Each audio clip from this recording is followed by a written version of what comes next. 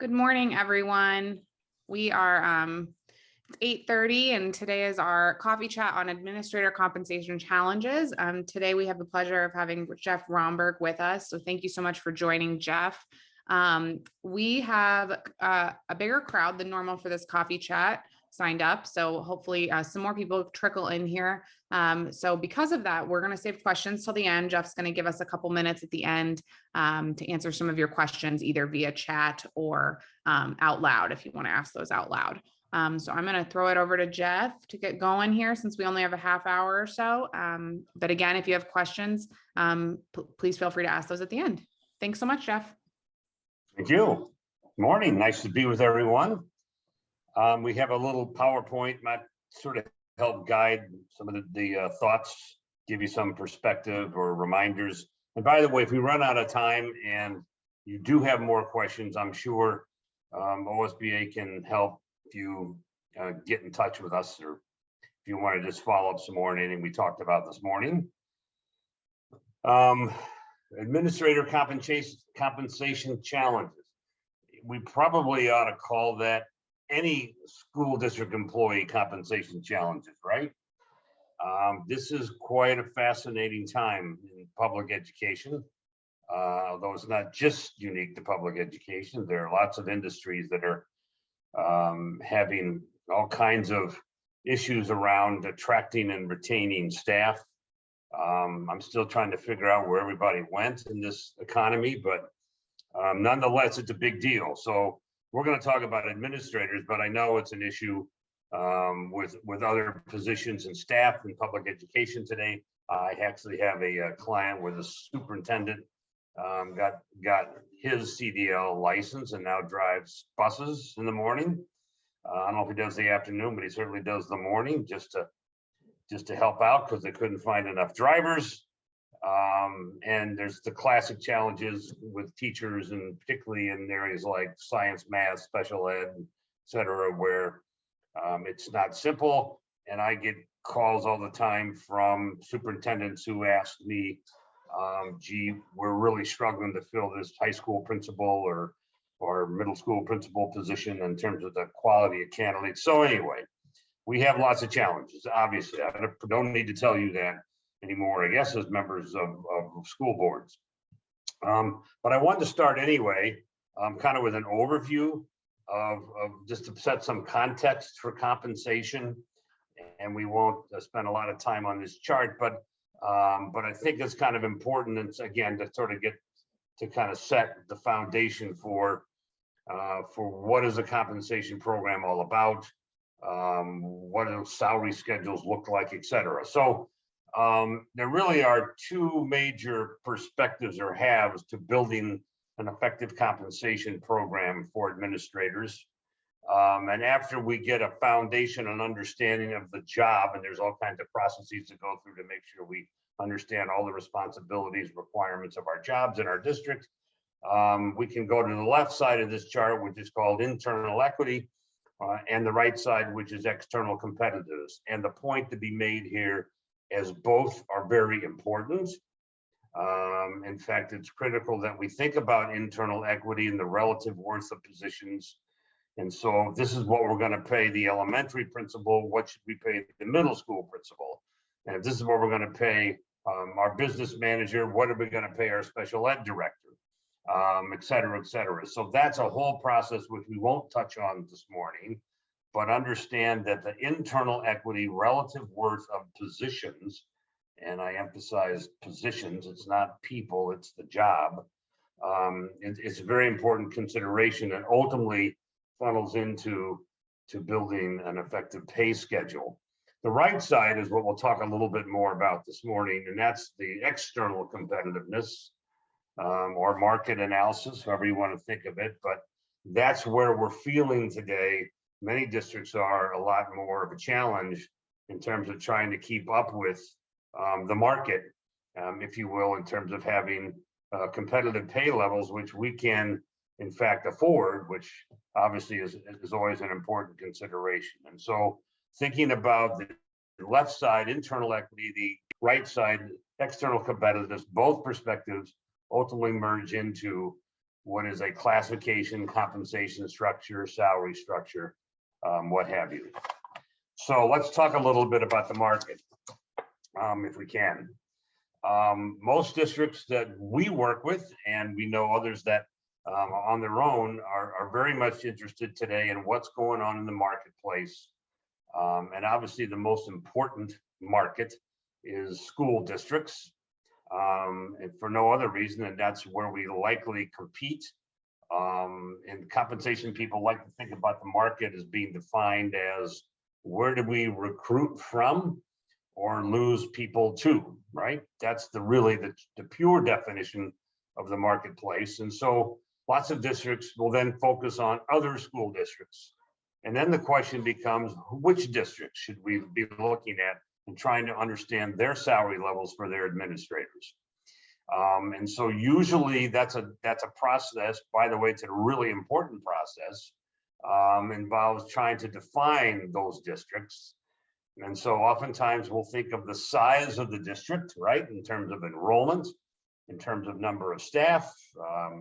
It might have to do with the size of the budget, if you will. And all of those things are particularly important for administrator positions that are in central office, where you'll see a correlation frequently between size of district and the pay level of a central office administrator. So if I'm a district with 1,000 employees and I'm in charge of HR, I'm probably getting paid more than a district with 300 employees who's with the same role being in charge of human resources. So size is an important consideration. The financial resources, which is really your sort of ability to pay. So how well off are we in terms of our expenditures per pupil, or measured that way, or our revenues per pupil? And so there again, districts that are financially in better stead have a tendency to pay more.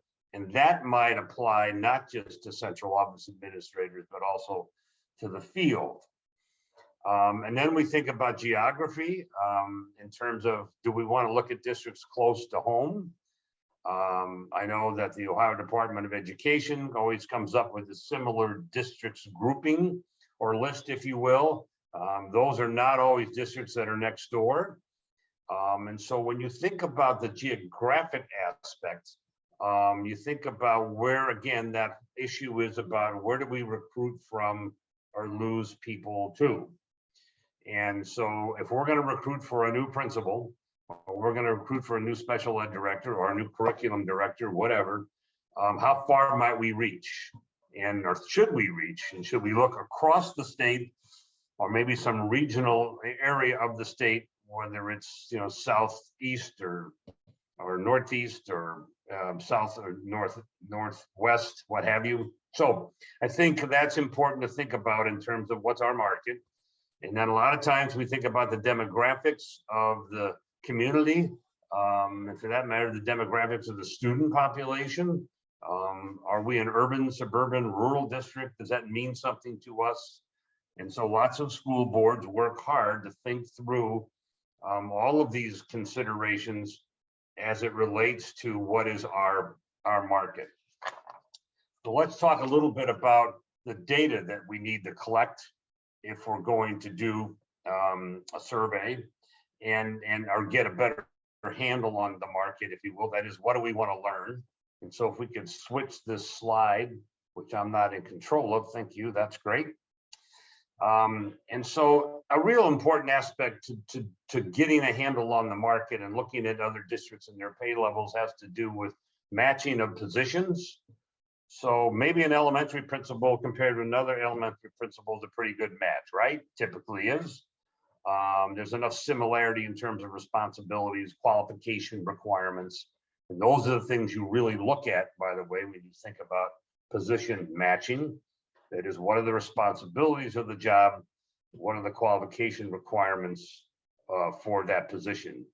And so that process becomes important, and it's more complicated when you go to central office and look at central office administrators, because no two districts precisely organized the same way. And I know that from a lot of years of working with schools. There's variations virtually in every district and how jobs and roles get configured. And so it's important that we give some sense to how good of a fit is this. This is our job. Do other districts have one similar? And then it becomes, so what data do we want to collect? And the most important information to collect, which I'd like to emphasize for a moment here, is the salary range for the position. Assuming the districts that you're looking at actually have salary ranges, and most do, by the way, not all, but most do. And the salary range, again, is for the job. It's not for the person. And the reason why that's so valuable is oftentimes what you're trying to do is ultimately update your salary ranges for your positions. And so that's the more important statistic or metric, if you will. It also then doesn't get us tied up with the experience or background of a specific incumbent. Is this a new hire, an experienced hire, what have you? You don't even need to be bothered, if you will, with that, if you can focus on position salary ranges. Some districts don't have salary ranges, and so you'll see that the third item here on this slide talks about incumbent salary level. So if you can't get salary range data and you're trying to understand the market from other districts, then the next best thing to measure is what do you actually pay the individual or individuals in those positions. And again, the challenge becomes a bit, is that a person with a lot of experience or new? Because that will obviously impact the salary of the incumbent. Position work year, so there are variations more than you might imagine between districts in Ohio that we work with in terms of how they define their work year. And that includes both in the field and central office. And so that's an important consideration. Gee, we seem to pay better, but we also ask our people to work longer years, have a longer work year, or vice versa. You know, we're not quite as competitive with these other districts, but our folks don't work as many days. So understanding the contract days, the work year is an important aspect when you're trying to get information to understand the market. Again, focused on local school districts, and then benefits, particularly with administrators. There are sometimes some benefits you want to look at beyond the normal package. So do our administrators get some sort of special or opportunity for merit pay? Do they have some contribution by the board to a deferred compensation plan, et cetera? Those would be two, by the way, that kind of bonus incentive, merit pay, and or these contributions to deferred comp, which typically become more important considerations for administrators. So that's real quick, thinking about the market. Lots of districts want to know today and need to know today, how competitive are we? So we're able to, in fact, hang on to as well as attract new staff. If we turn now to thinking about the broader employer market, which is the next slide, there are jobs in a school district. There wouldn't be principals, there wouldn't be teachers, et cetera, but there are positions that you're competing today, not just with another school district, but with what I call the broader market. These are other employers, not necessarily in public education. And there are jobs in your finance accounting area, there are jobs in technology, HR, community relations positions, maybe some operations, facilities positions, and certainly administrative support jobs in a school district, you know, secretarial, clerical, accounting, clerks, et cetera, payroll people. All of those jobs can be found and are found in the broader market. And so we need to be mindful of that. I think the area that gets a lot of attention is technology, has historically, in terms of being able to compete for network managers or network engineers or what have you, and so help desk staff, that kind of thing.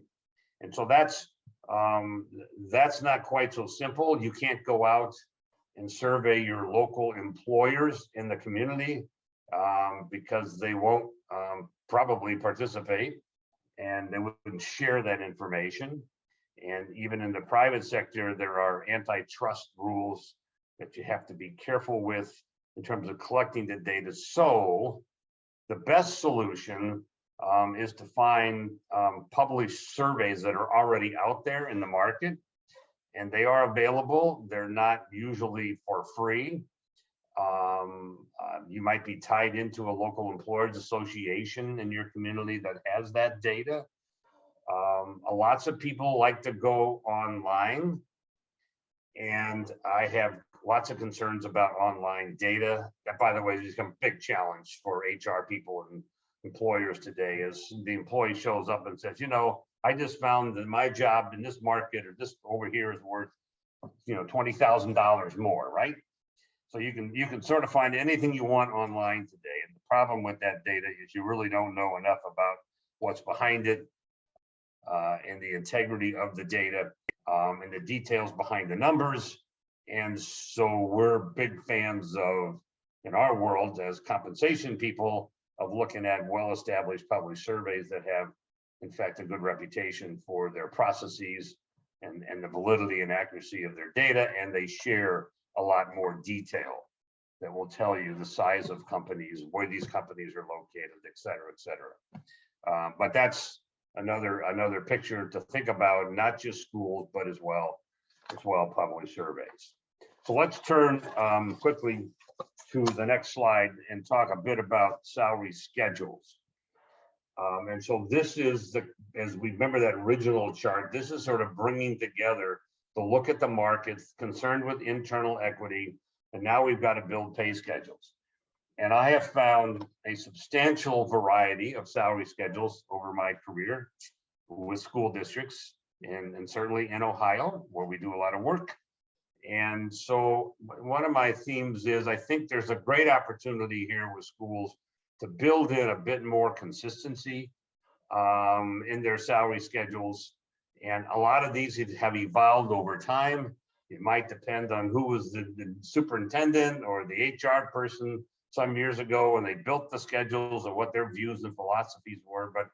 But there are, in fact, some really important principles and to building effective schedules. So we'll just touch on those quite briefly here. One is, so every salary schedule should have pay grades or levels, if you will. And for each grade or level, we should have a defined differential. And I'm a fan of consistency. If we're going to go from one pay grade to the next, let's have a consistent differential, for example, 5, 10% or whatever it could be. It should be at least 5, not less than. We need a meaningful differential. These grades then would have ranges. So every grade has a salary range and it's a width. So how wide should our ranges be? That's what the market data will tell you. Remember, we talked about getting position salary range data. So that will help you say, and the range width is important because it talks about then where do we start a job and where does the job end in terms of its top pay. And again, it's important to be aligned, if you will, with the market. The other becomes important issue of building salary schedules is how do we move through the salary range? How does an employee now, who's now in this position in pay grade 6, and here's the range, how do they go from minimum to maximum over the course of their time and position? And so the popular methodology has been and continues to be using steps or salary progression increments. So you're familiar with steps because you see those in teacher pay schedules for sure. And so some school districts and boards don't like steps. They want open pay ranges. And if that's the case, then you need to come up with a methodology nonetheless of how might one move through the ranges. And if you're going to have steps, how many do you have and what's the size of the step increase? Again, market data will help you with that. If you collect it from other districts, you can find out what in fact their typical step increases are that might be given. And you can tie those step increases, which we'll talk about in a moment, to performance. They don't have to be automatic. They don't have to be an entitlement, if you will. And then the other thing to think about with the salary schedules real quickly is the importance of building a schedule either based on annual salary or per diem amount, right? So we could say this is the per diem amount, this job works this many days, thus it's its annual salary. Either approach works. And you can make either approach work, so just so you know, but that's another thought that needs to come into the building of the salary schedules. And the salary schedule in the end is the really important tool you have as a Board of Education member to assure that we're competitive and we're not out of line in terms of perhaps being too high, because we do have ranges and we have limits as to how far someone can move through their particular position. These schedules, by the way, just quickly, on a regular basis need to be reviewed and updated. So if the market's moving, then we need to be moving as well. So on a regular basis, you need to look at and think, gee, do we need to adjust our schedules? And what you typically do, which is the right thing to do in our view, is to simply apply a percentage. So we're going to move all our schedules up 1% or 2%, what have you. So that's a real important part of this whole issue of administrator compensation challenges. We can turn for a moment now to some thoughts about performance-based pay. And I want to keep moving so we can hopefully answer questions. So this is a topic that is alive, and I don't know how well it is, but it certainly gets a lot of consideration. I work with lots of school boards who want to have a performance-based pay system. So again, we don't want to have that entitlement that every year you move a step as long as you're there for another year with the district, but rather let's tie this to performance. And so there's two ways to think about performance-based pay, two, I guess, methodologies. One is we're going to affect your base salary. That is, you're not going to get some defined automatic increase, but rather your increase is going to be tied to your performance and how well, in fact, you are performing against established expectations. And so if you're a star, you're going to get a larger raise than if you're doing just okay. And you can build systems that will in fact provide for a base salary tied to performance, usually called merit pay plans. The other option to do instead of, or maybe in addition to, is to have an incentive award. So these would be lump sum payments not folded into base salary. So if you as an administrator in fact achieve certain goals in a given year, we would have an opportunity to provide to you some kind of incentive award. So it doesn't get added to your base salary. Your base salary is in fact a separate decision. And you can do that on an individual basis. You could do that on a group basis. In the for-profit world, group incentive plans are the most popular, I think, and they're also the most effective. And I think they can work in schools. And I actually have schools today that have group awards where we establish some expectations each year as a team, right? The administrator team. And here are the things we're going to achieve this year, as it might relate to student performance, as it might relate to adherence to budget, as it might relate to whatever initiatives have been established, as part of a strategic plan or what have you by the board. And so we will in fact reward you as a group if an administrative group, if we achieve those performance goals or expectations. So these are not as common.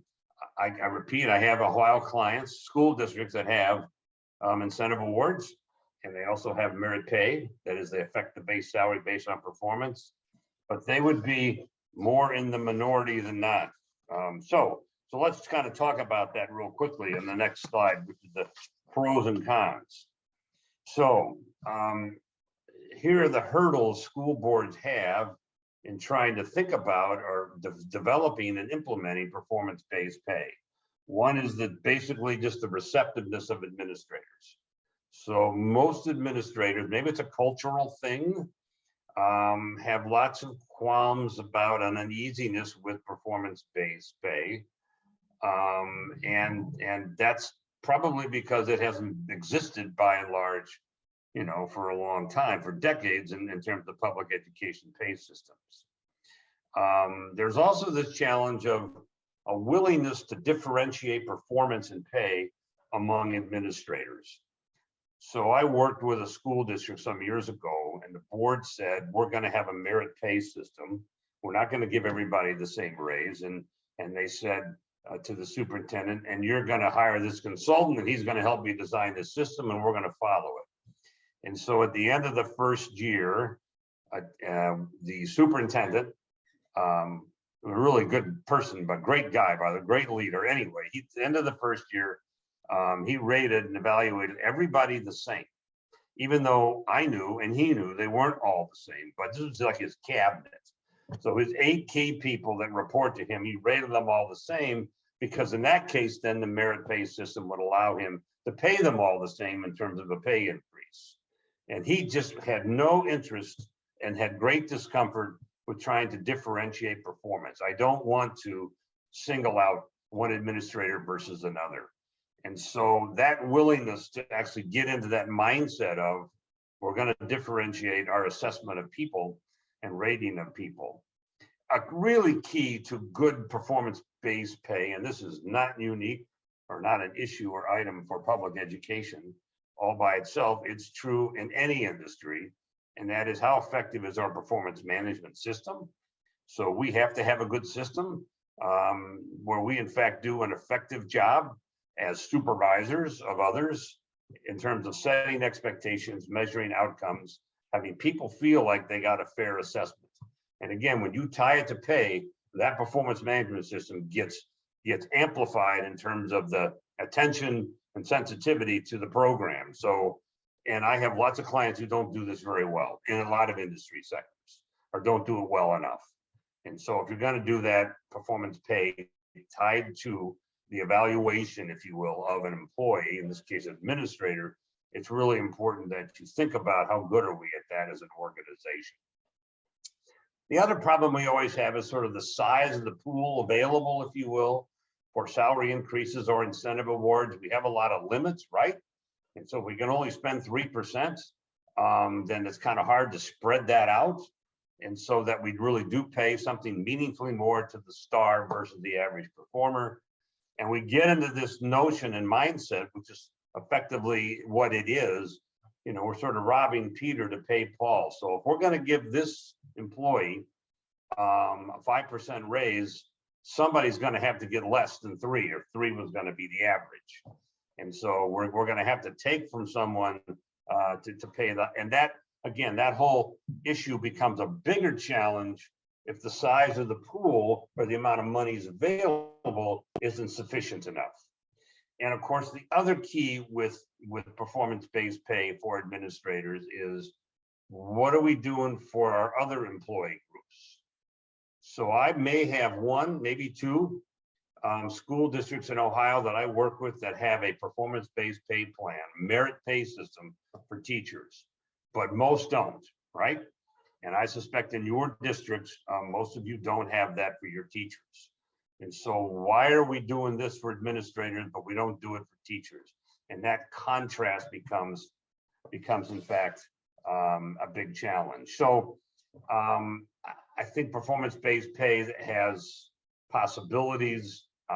It takes a lot more thought. It's more complicated, but it may be a way to help, particularly if we're having these challenges with administrators, and there are top administrators or great performers. We don't want to lose. Is there a way we can afford them some additional monies in terms of an incentive award or a salary increase to sort of help us with our strategy of in fact retention? So I'm going to stop because the clock's ticking, and I'd be happy to respond to questions if you'd like. And again, if you want to chat with me, OSBA could, I'm sure, make that happen, or give you our contact information. We'd be happy to talk anytime about what's actually becoming a more important subject all the time, given this market we're in today, looking for folks and hanging on to them. Well, if that's it, Jeff, then thank you so much for your help today and your presentation. We really appreciate it. My pleasure, Shannon. And again, if anybody wants to chat further, just I'm sure you can help them out or pass it on to me and whatever. But Absolutely. So it's always great to talk to school people. I have great admiration for all of you. There's nothing more special and worthy as an institution in this country. So that's my bias. I'm a big public ed fan.